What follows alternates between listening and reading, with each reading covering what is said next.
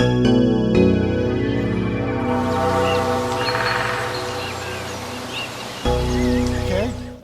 Hello and welcome to this talk on stubs and the simulation of natural fractures.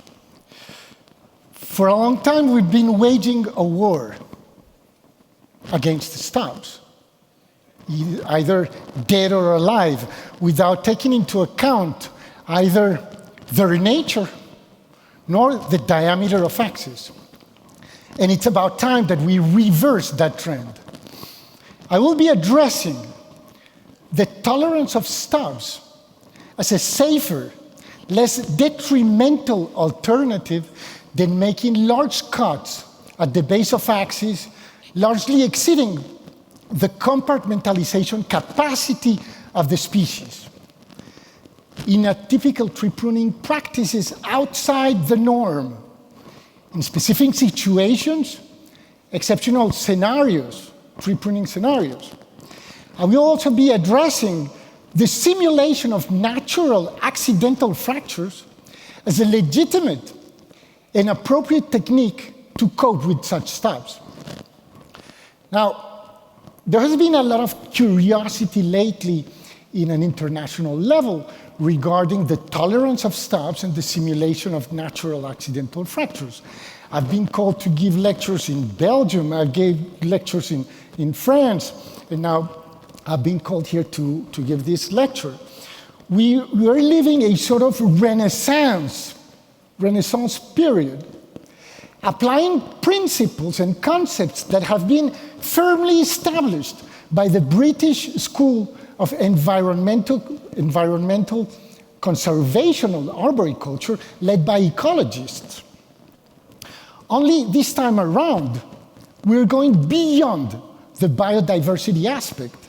We're widening our understanding on tree biology and tree biomechanics, and we're putting aside the aesthetics argument. Aesthetics is extremely subjective. Some people may appreciate a tree with a natural aspect, exhibiting deadwood, exhibiting broken stubs from broken axes as a result of natural accidental fractures, or stubs as a result of atypical tree pruning practices outside the norm, coronet cuts, artificial fractures.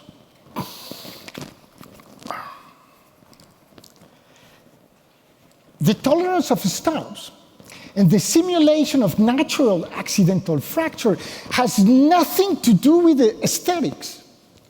These concepts encourage and emanate respect for the integrity of the tree and managing the arboreal patrimony in harmony with nature. Observing trees in a natural state and applying those principles and concepts in an urban context without over-compromising safety. We have to realize one thing, and those of us that have not understood a thing about tree management, is that trees do not share our chronological biological clock. They have a unique time of their own outside our time frame. We can very easily remove a large mechanically defective branch presenting a mechanical weakness and make a large cut at its base, largely exceeding the compartmentalization capacity of the species, and manage to secure the site in the immediate future. But what will happen in 10 years from now, 15 years from now, 20 years, 25 years from now, when the parent axis will be severely affected, significantly damaged, and invisible, the decay progression invisible to the naked eye.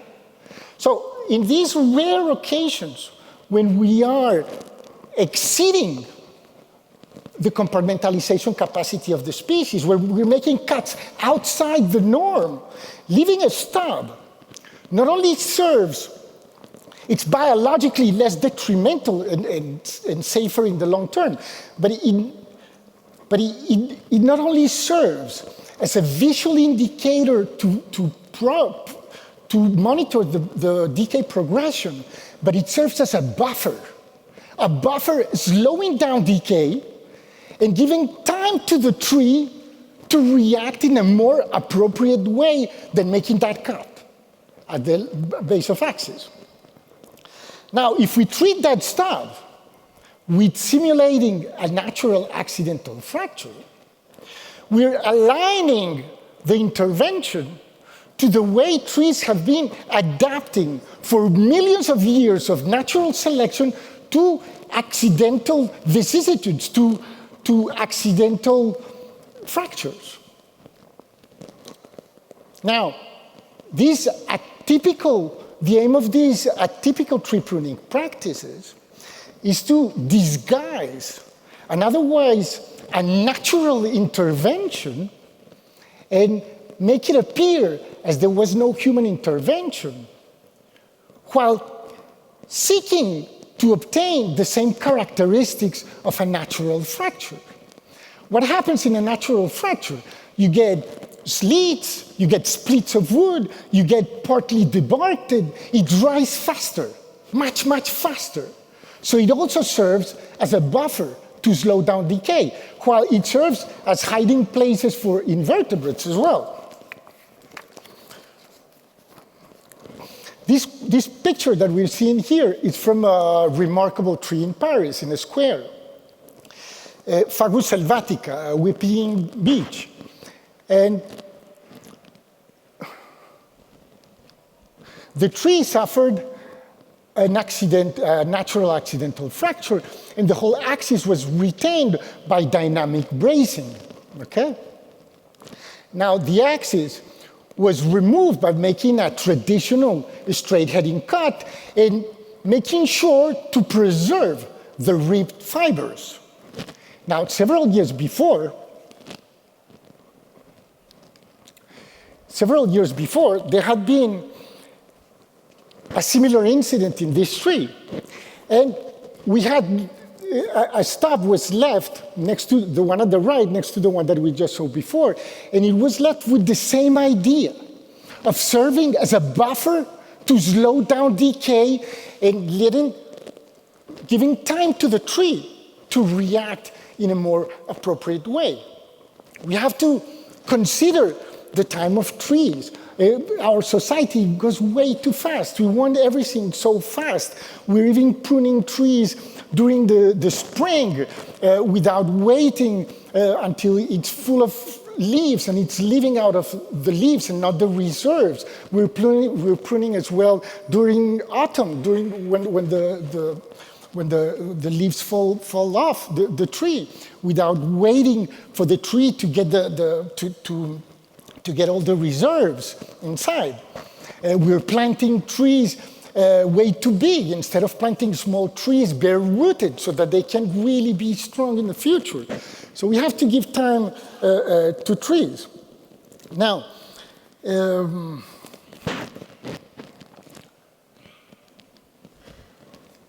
this is a wide view of the tree. And now, that fracture was later treated with a sledgehammer and a hatchet in order to make an effort to improve the simulation of the natural, of the fracture, okay? Now, the fact of making these slits and splits of wood and making it dry, coronet cuts and artificial fractures, they acquire similar properties to cleftwood. And cleftwood is extremely resistant. We've been using cleftwood for ages. We've been using cleftwood for ages in railroad tracks, in fences, making boats. The very word ski in Old Norse meant cleftwood. So the first skis were made actually with cleftwood. It's very resistant properties. And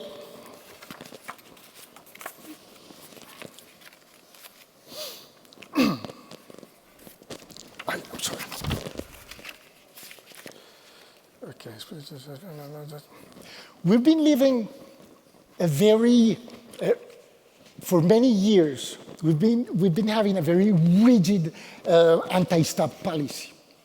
And an anti-stop policy as a legacy of Alex Scheigo, the father of modern arboriculture. And we can see, for example, in one of his well-known books, Tree Pruning, how he's prescribing not to leave any stubs either dead or alive without any consideration whatsoever for size or species. Sorry.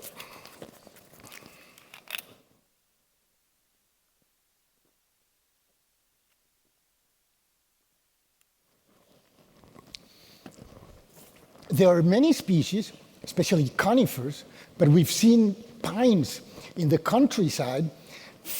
Branches don't get detached from the base. The only means that these trees have is shedding branches by leaving a stub.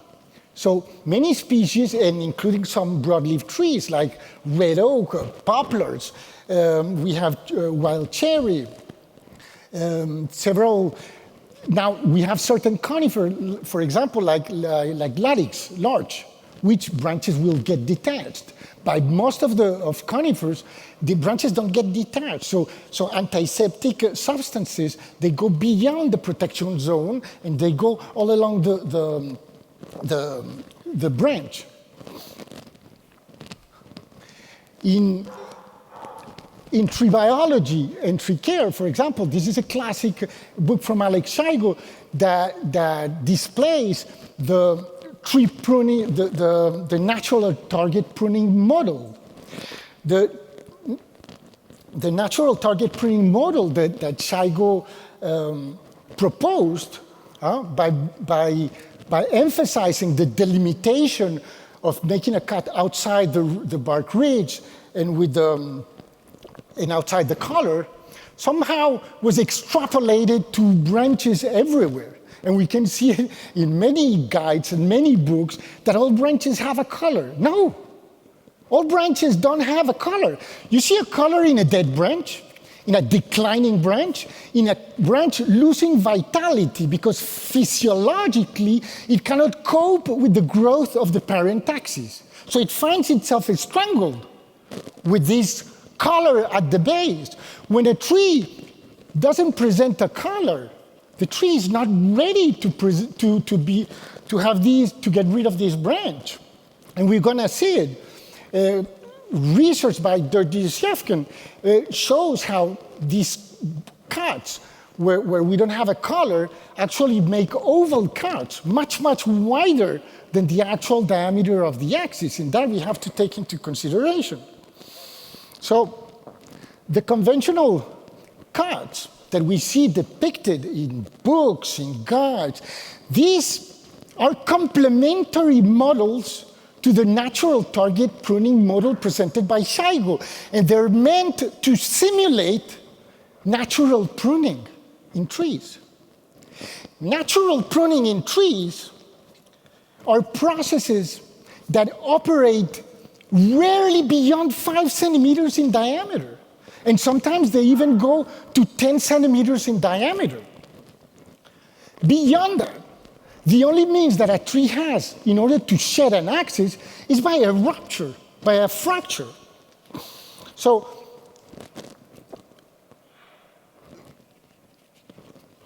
to get an idea of the limits of natural pruning, we'd actually go to 10 centimeters in diameter. A water bottle, 9 centimeters in diameter. 9 centimeters. The ones that are a liter and a half, just a little bit bigger. But this is like 8 centimeters in diameter. So 10 centimeters is not much bigger than that. So these models are meant to anticipate natural pruning in trees. And we should get rid of the diagram. These are samples that I take. But you can see how when we make a cut outside, well, this is not with a stem, this is in a fork, but it's basically the same situation every time that we don't have a collar.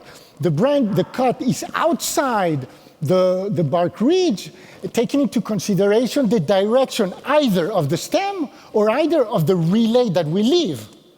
So in this case, would be the relay.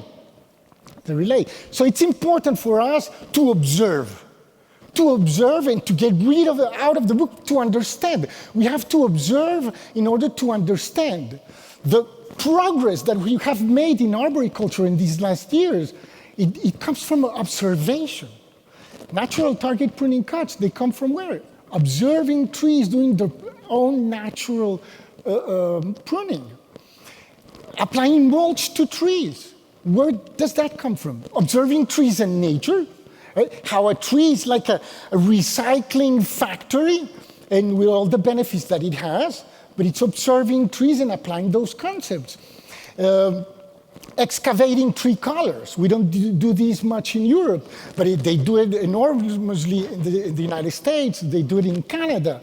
Where does it come from? It suffices to go for a walk on the woods and see how trees, they show their buttresses. So trees are not supposed to come out of the ground like a pole, like an electrical pole without buttresses. This is probably the largest crime that we commit to trees. So very important to observe. What are we doing? Why are we now talking about leaving deadwood in trees? It's observation. There's nothing new with this thing. It's just going back to basics. So the most advanced research that has been accomplished regarding tree pruning cuts has been undertaken by Georgios Yevkin and his colleagues. And this research aligns itself with natural pruning because they prescribe not to exceed 5 centimeters diameter in weak compartmentalizing species and not to exceed 10 centimeters in strong compartmentalizing species. In all species, greater wounds can lead to extent discoloration and decay in stems. It may even occur that in species like in the Mediterranean, a very good friend of mine, Jose Manuel Fernandez, that took care of the patrimony in Catalonia for many years, he's convinced that those specifications are even lower in Mediterranean species, but he hasn't not published anything. Actually, he might come up with something. So,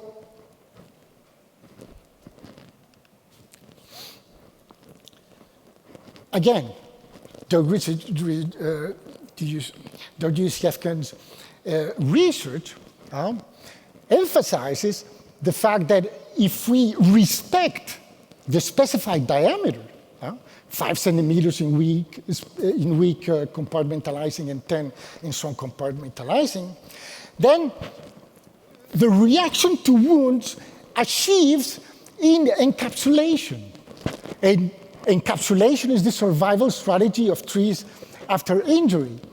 If the cut exceeds the compartmentalization capacity of the species, we find ourselves in an ever-expanding phase of invasion of pathogens that cannot be encapsulated. So before the chainsaw does the thinking, the tree pruner should be saying, okay, if I make this cut, am I going to find myself in phase 3 or 4? It's as simple as that. As simple as that. Failing that, I don't have any other alternative. I'm going to have some sort of mechanism to slow down that decay if I have to make that cut for security reasons. I mean, when we talk about security reasons, we have to consider the frequency of occupation and the associated infrastructure. Otherwise, a tree that falls in the forest when there's nobody around and no infrastructure poses absolutely no threats whatsoever. That we have to have that very clear. And even with that, we have to bear in mind biodiversity and be inclusive. Because trees are not here just for our own benefit. They're for the benefit of all creatures in the planet, all the organisms. So we have to bear that in mind as well. So beyond that, artificial fractures and coronet cuts, they bear that name because it makes like a little crown. In Spanish, we have in French, we have a preference to say crown cuts instead of coronet cuts. But in English, it would be very complicated to say crown cuts because people would think that you're talking about cutting the crown of the tree, okay? So the step forward the norm has done now, it's enormous. It's enormous. With the help of Dirty Shefkin himself, Gerard Pasola, which is a very good friend of mine, Tom Joy as well. Now the norm is integrated. This is the first time that it happens in a specification for 40 years, that we talk about leaving deadwood in trees and leaving as much deadwood as we can for as long as it does not over-compromise the safety of the site. Sometimes we can have a tree in a very active street over there, but there's a site that has absolutely no frequency of occupation whatsoever. We could leave deadwood here and not in that site. So everything has to be proportionate. And every case is a particular case. We cannot generalize. If we're talking about safety, you're talking about safety about what tree, in what context. But generalized safety without taking into account tolerance, because sometimes we might go and see a client, and he says, "What would you do?" I'm not you. What would you do? What is your level of tolerance? Because in tree safety, in the management of risks associated with trees, we cannot be talking about acceptable risk. An acceptable risk is a negligent risk. We have to talk about a level of tolerance. Where does your tolerance start and where does it stop? Okay? And we have to take into account as well the benefits of trees, the benefits of trees. If we have an accident in a highway, and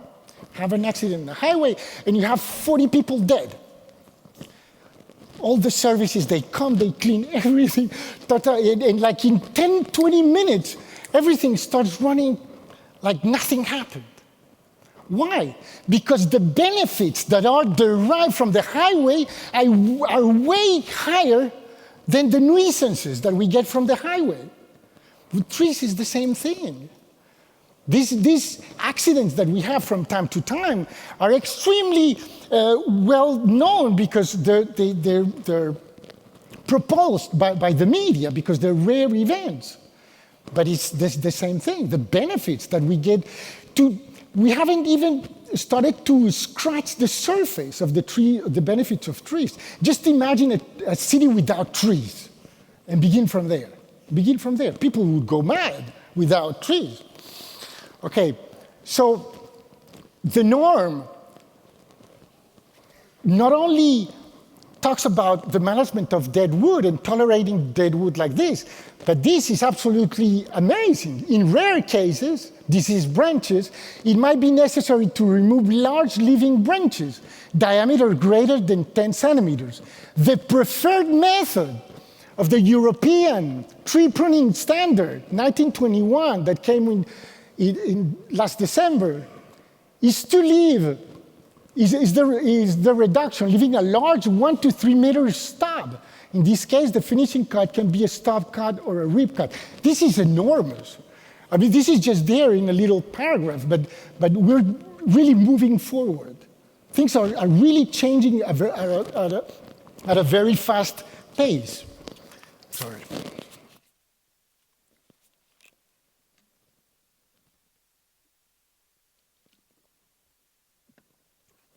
So the norm advocates,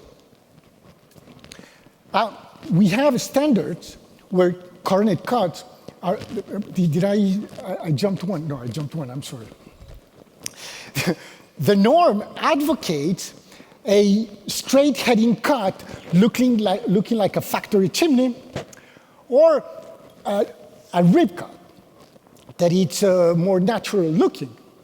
Now, Peter Vergot, that is right here, that it's a master of incisions and making artificial fractures, knows very well that to make a rib without incisions is virtually impossible in large accesses. So until a certain diameter, we can make a hybrid cut by making incisions and stuff like that. But beyond that, we need coronet cuts. We need to get rid of the part and start making a coronet cut. So the norm does not talk about coronet cuts, but we have standards in environmental arboriculture in Australia where we get the mention of where they've been integrated, the stubs. Now, no, I jumped one, okay. So, after the Great Storm in 1987 in England found itself with half of its arboreal patrimony on the ground and extremely damaged. Something similar to what happened in France in 1999. And Roy Finch, an arborist, and Ted Green, an ecologist, they got together to come up with solutions to make these trees safer without resembling factory chimneys. So they started with dynamite because Roy Finch had a lot of experience with dynamite in the army and stuff like that. But the protocol, the security protocol was so heavy, and the results were extremely unpredictable as well. So they have to give it up. So they started with using incisions and winches. So Roy Finch started making vertical incisions on the top of the axis and using winches, and many trees were being uprooted. Now, the incisions, he came as well with a specification saying that branches that were pulled downward were virtually impossible to break, that the winch had to go either upwards or to the sides to make torsions. But this was virtually improbable. This is what he puts in this document, is where you can find these things. Now, Neville Fay, that you very well know, came up with the coronet cuts, and something that he called natural fracture pruning, like parallel to NTP, natural target pruning. But it's not natural, it's artificial. And Roy Finch used to refer to it as artificial fractures as well. Now, this is an experiment that we did in Vincennes. Look at the fork, look at the fork. A main fork, this thing is like titanium. Sometimes we see that forks are weak structures. A main fork is a structure that went through an architectural metamorphosis, not only architectural metamorphosis, but has gone through a metamorphosis as well in thigmomorphogenesis, a thigmomorphogenic response with axillary wood in there. I just wanted to show that. But did you see the strain in the tree? There was a lot of strain in the tree because this is like a natural pull test without control. So we tried that. We've been trying stuff like that, but this is what a rib cut really is. You strain the tree a lot. Otherwise, we have to talk about hybrid cuts, incisions. Now, these are the incisions in a V-type,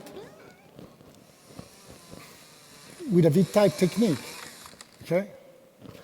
Now, with this technique that you see here, Peter became an absolute master of this technique. And it's amazing how much time you can spend doing a coronet cut or an artificial fracture with conventional ideas. But once you get into this thing of making these wide open V incisions and letting the underside rip, and Peter specifies as well that we have to be careful with species because species don't react in the same way. And we can have, for example, in willows or in oaks, a lot of rip of the bark, and this is extremely dangerous. So we have Peter explaining, Peter came to Paris on the 18th, thanks a lot, on the 18th of March to show us these techniques, and people, they adored it, they adored it. He's showing the technique, and here, this is the ripped underside part. Now, of course, the cut has to be finished at the end, but look how quickly he does it and how effective he does it.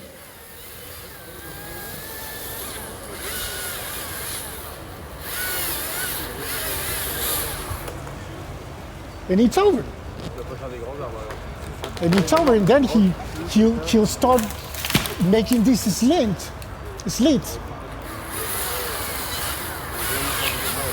This is a tree that it was supposed to be felled, but we chose to keep it for biodiversity. So it was reduced in this way with a natural look.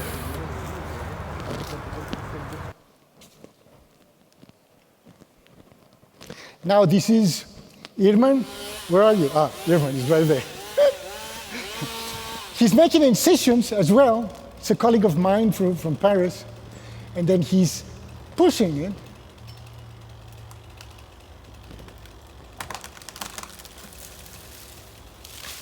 Okay, we got into this site and we were obliged to reduce this branch because there had been a natural fracture up there. The one that you see up there happened the day before. So they asked us to reduce because there was an open air tunnel, and the other part of the tree was not used to it. And this is in the arboretum.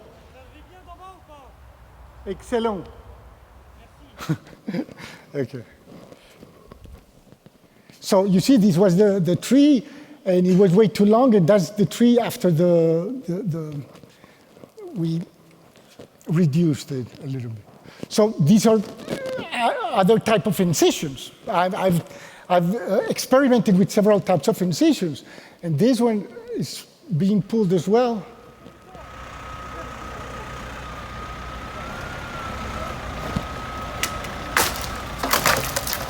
C'est long.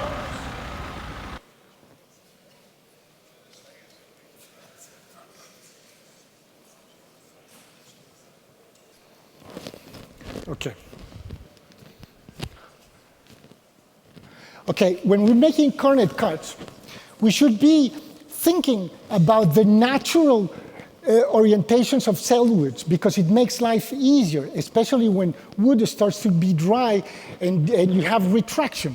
So the natural direction of fibers is going with the wood race and in the longitudinal direction with the wood grain. So you see how when wood dries, it retracts. It retracts, and this is what we should be looking for, going all the way to the center of the axis, which is not the geometric center, but the biological center, the pith. So this is from Gerard Pasola, a very good friend of mine, that introduced me to coronet cuts and the simulation of artificial fractures.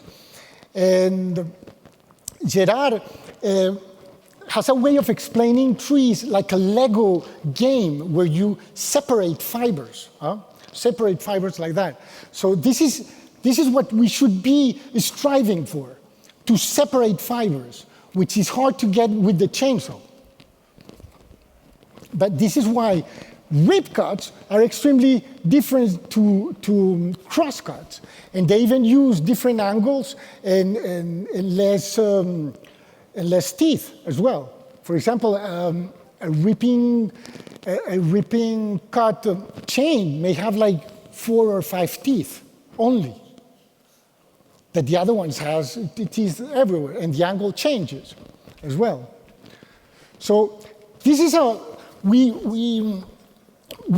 established a research protocol in Paris for Coronet cuts, which is directed by Christophe Drenou, which is PhD in tree architecture, specialized in remarkable trees and tree senescence, and Laurent Lariot, PhD in dendromicrohabitats, which are very well known today. And we established this protocol by having 2 alignments, an alignment of plane trees, 30 trees, and an alignment of 30 chestnuts. And this is going to be a protocol that is going to take from 15 to 20 years, perhaps, is in the long term. And Christophe wanted to do 100% coronet cuts, saying that in urban context, people were not going to be able to get these artificial fractures by pulling it. It gets sometimes very dangerous. So he wanted us to make it 100%. And this is the way that we were making these coronet cuts, by trying to make slits with splits and debarking the extremity.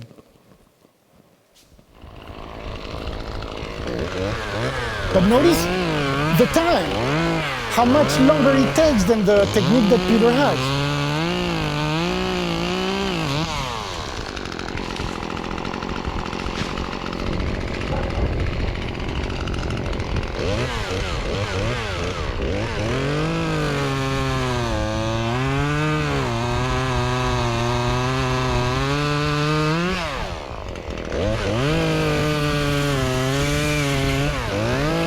So he's going towards the pith.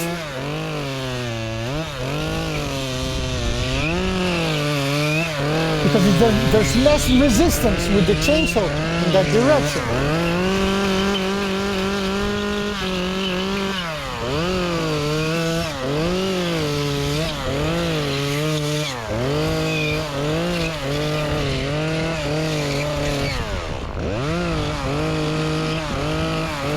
So there was no reason whatsoever to cut these branches like this. Is it because the tree is part of that protocol that we're putting in?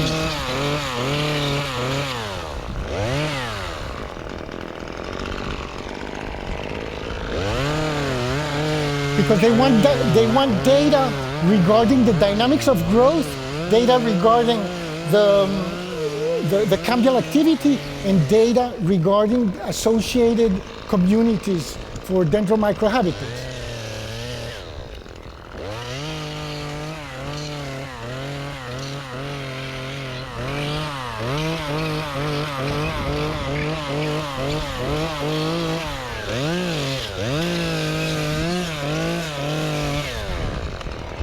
So you see how effective Peter techniques is. It's extremely effective. And this is why we should be giving priority to the V-type technique.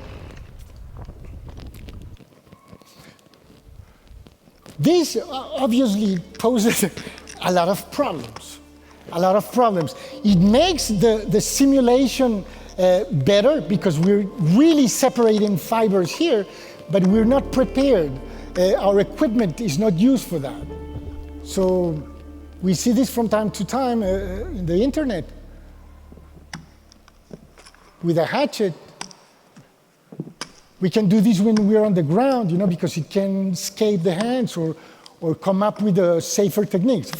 Okay, I've got 5 minutes to go, so this is going to be quick. This is with a sledgehammer in a bucket as well, and then you see that the top of the tree was dead, so this is why we intervened.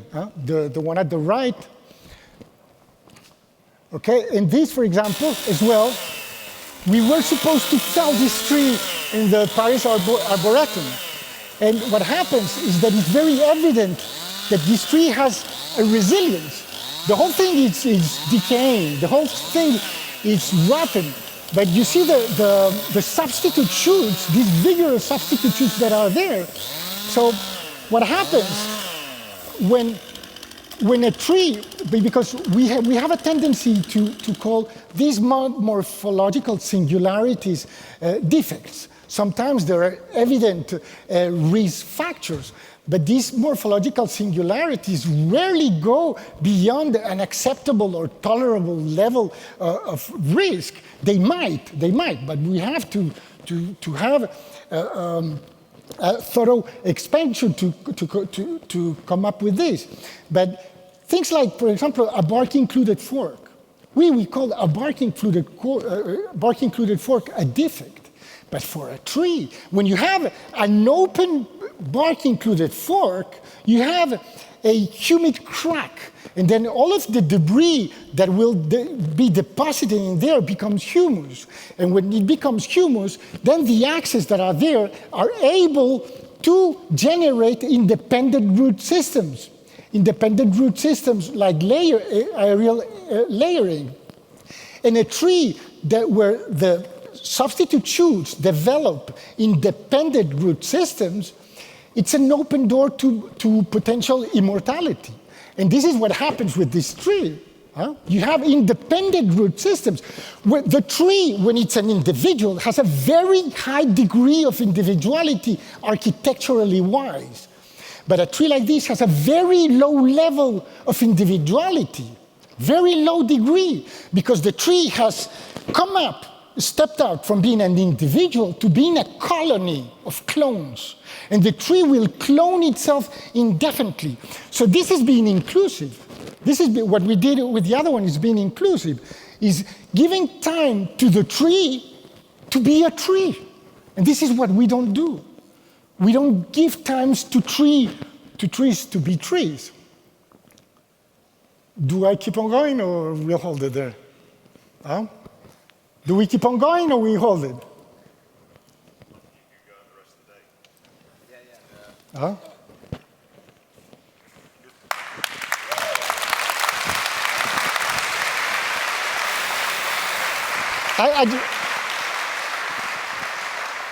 I just would like to mention that this is the guide of dendromicrohabitats, that it's in German, and you should absolutely download it. It's free. It's the best guide on dendromicrohabitats available that came out last year.